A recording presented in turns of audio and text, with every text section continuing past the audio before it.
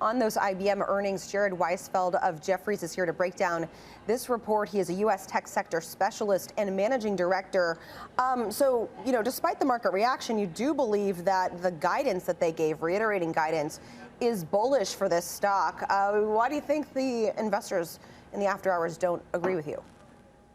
Hi, Leslie. Thanks for having me back on. So I think we need to take a little step back here in terms of understanding what just occurred. So certainly a mixed earnings report in terms of revenue strength, despite FX headwinds that you've highlighted being offset by margin pressure and a reduction to their full year free cash flow guide. So, they posted $15.5 billion of revenue, about $300 million ahead of the street, despite incremental FX headwinds, really driven by their infrastructure and consulting business. I think most importantly, for their full year guide, which you referred to, they are reiterating their full year guide with respect to constant currency growth at the high end of their mid-single digit range. So I think from an IBM standpoint, a little bit of a disappointment from an expectations perspective. The stock has outperformed the NASDAQ by almost 30% year to date. So the shares are a little bit weaker here as gross margin weakness has eaten to the stock. But in terms of read through to the broader sector, I actually think pretty encouraging in terms of them being able to maintain their full year guide. Is IBM still a bellwether? As you speak about the read through to the broader sector, can we look at these numbers and say, okay, this is going to potentially indicate what we might see from big tech this year? Yes, so IBM has done a really extraordinary job over the last 5 years transforming the company into really a play on the hybrid cloud and divesting their low growth businesses like Kyndryl, doubling down on software, acquiring Red Hat 4 years ago. And they're going to continue to acquire. The CEO has talked about M&A as a core competency of the organization, $3 to $4 billion a year in M&A at least. And I certainly think it's certainly much more of a bellwether than it has been 5 to 10 years ago, as the company really did restructure during the last 5 years and align themselves with the public cloud. Hi, this is Bonawon here. So given all the idiosyncratic things that are happening in IBM and their own restructuring story, can you kind of expand a little bit in terms of what things we should be looking at from this earnings release that we may be able to extrapolate into tech and tech companies that are getting ready to release next week as a whole? For sure. If we put things in context, I think we were talking about this earlier in terms of just investors on pins and needles, everyone nervous heading into this earnings season. This is really our first touch point on the health of the IT enterprise budget right now. We had comments from the CEO of ServiceNow, Bill McDermott, a few weeks ago, which really rattled software investors, with shares closing down 7 to 10% on the day, as he talked about incremental headwinds to the business, really strong FX headwinds against the company. And despite that, you have IBM here really reiterating their full year guide. So I think you certainly can take comfort in terms of their ability to reiterate their full year. They talked about broad demand strength across all geographies, pretty broad based. So I certainly think incrementally positive with respect to really negative investor expectations. Jared, I apologize. We're going to have to take a pause here because we do have some breaking news on Twitter. Julia Boorstin has the details for us. Julia.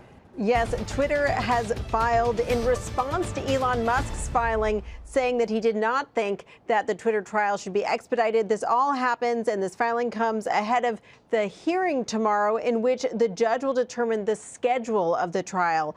So interestingly, just looking through this filing here, Twitter says that Musk's opposition, quote, fails at every level, and says that he does not present any reason that the trial must wait until next year.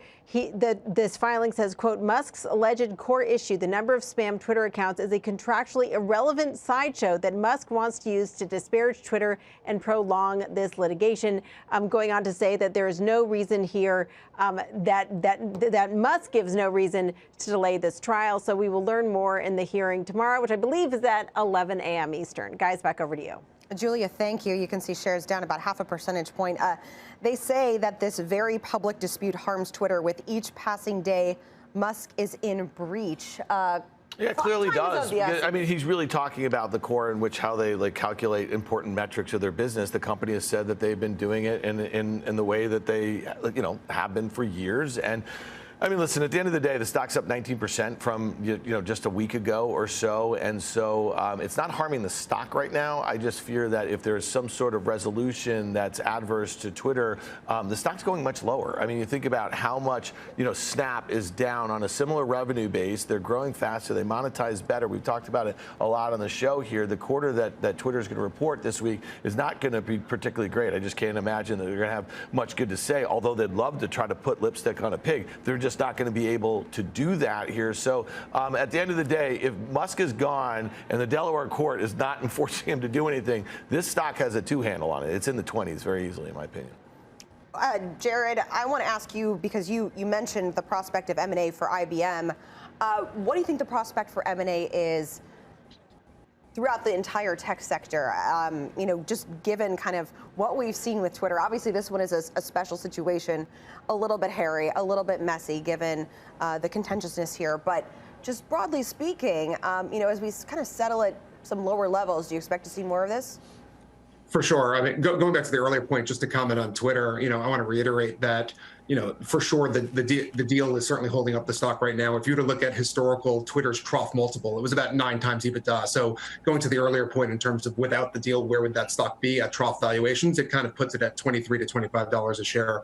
With respect to broader industry M&A, look, we've had $160 billion of software M&A year to date, and we're only 7 months in the year. That's certainly aided by VMware and Broadcom, which is a $70 billion transaction. But I certainly expect more M&A to continue. Even the CEO of IBM has talked about the ability to borrow from future years of M&A, where he only wants to do $3 to $4 billion. But given the depressed valuations in the sector, we certainly think that we're going to have more M&A to come, especially in software. All right, Jared, thank you so much.